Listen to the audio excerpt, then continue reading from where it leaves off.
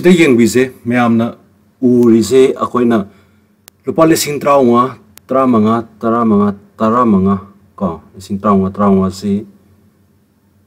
thang bank account dagi akoigi lokthok pi bune kamai lokthok puno hair kanda kamai tam mangi no hair kanda akoigi kana umum adomda message thare phone da mobile da message thare smai da mating pangbiu bu hairasu natragana Samaito na adom da pay tau biro all passing tang hire ka so nang wande mateng ni in lowers mateng ni rakpada adom na Google Pay de adom na kap pa matam da adom ni Google Pay de transaction tau matam da akoi khang di hai bo hong bo jaw mi du kyam hawna mi no phata mi no hai bu khangam de samaito na pesa ka khum matung da sobna gi lupa lising trawa khak payment tau da ba jaga da payment tau matung da hai po mobile du da gi adong gi mobile du da gi matang paisa je khoina lokthok pi gi phai tare account da gi adong gi bank account da gi samai taw ge mang gi problem ni masi case ni lai je masi case si kamai taw na kana masi April gi date 1 na thoki ba problem ni aduga si mun na thizalo ganda kamai oram ge hakanda akhoi gi IPL sanaba company hairiba IPL sanari ba hoje IPL sanaba de gi IPL torba cricket torba sing du gi mai leina ba account gi kaino ni mas number ni mas dei ki pesa je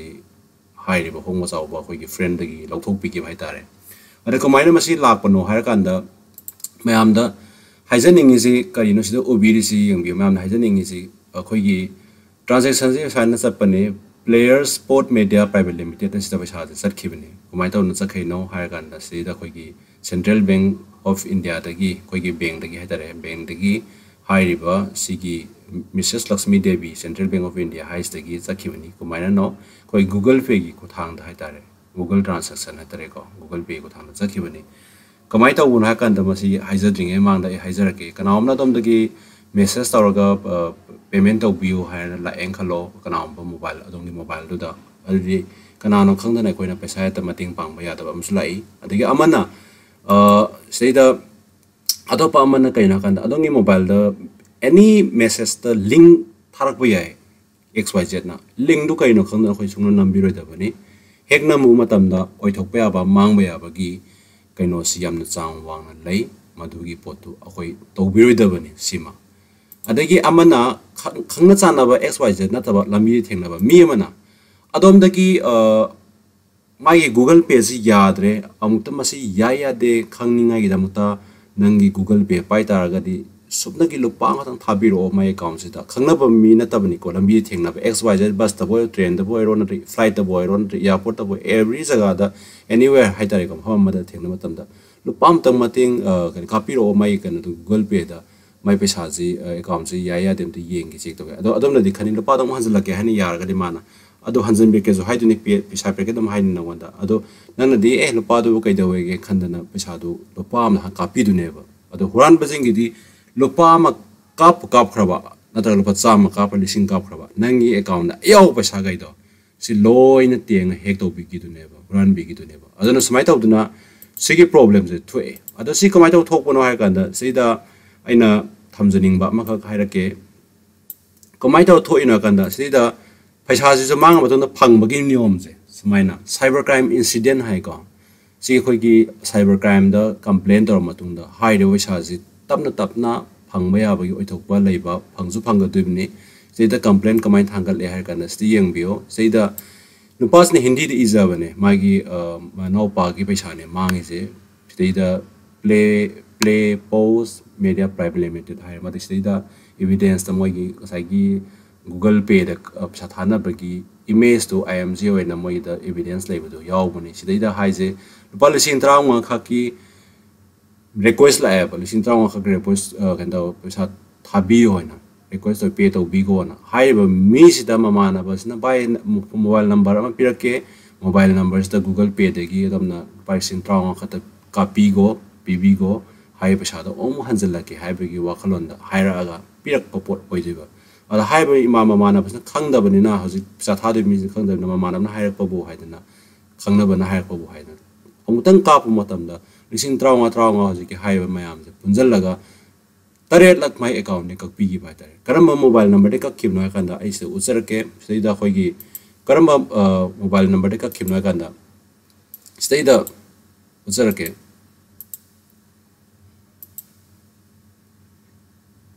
Sida usara ke ko sigi mobile number se silai aina sidi da angang mana question le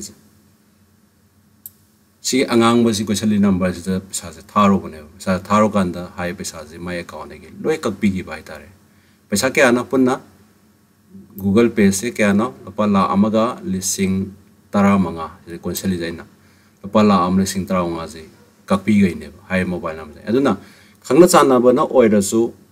Hayba yambagi kauni na trisi kauni to imai kauni na traga dada kanagi mama gi kauni mauna thabio haraga di wamani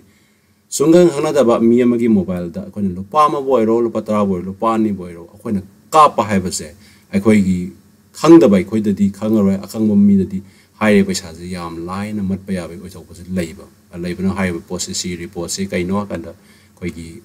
complaint da bo pot ne ba complaint da bo to ko mai ta bo no ha kan se i di se mana ije aigi naupa dagi lupa lisin trauma khaki request lai high request man accept or sa thar matam da trauma dagi my account yo mapan plap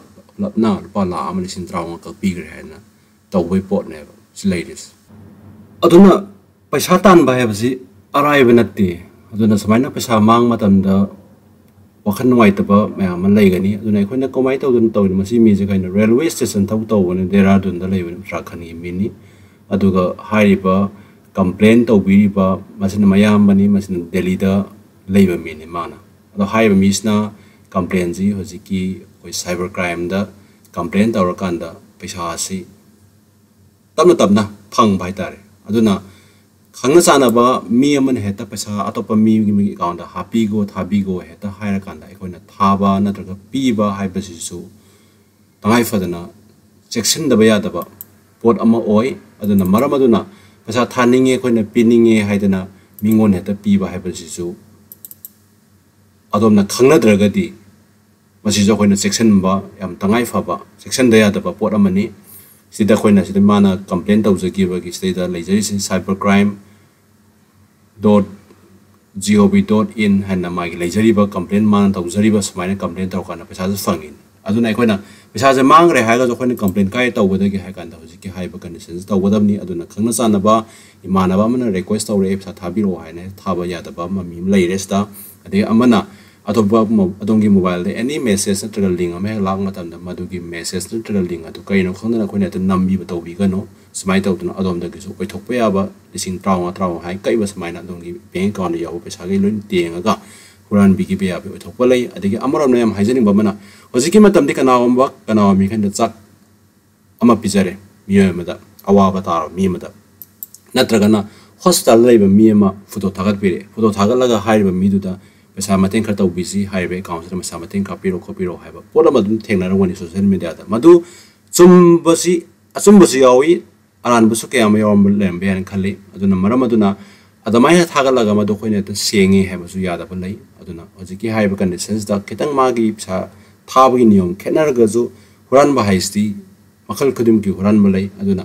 hai report sida adamna miiyamgi photo thagale miiyamgi asoka miiyamgi photo thagale na tro khosta le photo thagale na tragana kana ma miiyamna sak bizare hai ba sak bizai mi du Google page da khamating pang bije myam sak bizare da mating pang na bhaidana hoji matam ni social media makhal ma kya ki social media da video thengna birangani koi iram da manipur ka ki wante top lam da ki so aduna koi na mating pang ningen humanity gi kana da wakhlon da mating pang matam adongi sam lopa khar do tan kak pi ga di fa ba hai re pesa ayaw bage account ni kak pi gi tar ga di adongi mang ba ba thok du lei aduna complaint taw ba hai pa so cyber crime da koi na kamai complaint taw ba hai pa du so si khanan na ba adagi hai re po du pesa mang ba condition kamai lei ba hai du khana ba mangda program se thamjabani hai program se adomda mina kongoi gani haina khanjai aduna matang sida yengbi puna motor request using section wise na khwaidagi faba posak ama khakni haiba section wise tungda thorga da ba phata ba kya dagi ngak thokna bagi lambi ama khakni haiba wise hajaraga matang sida yengbi puna po amukana khurumjari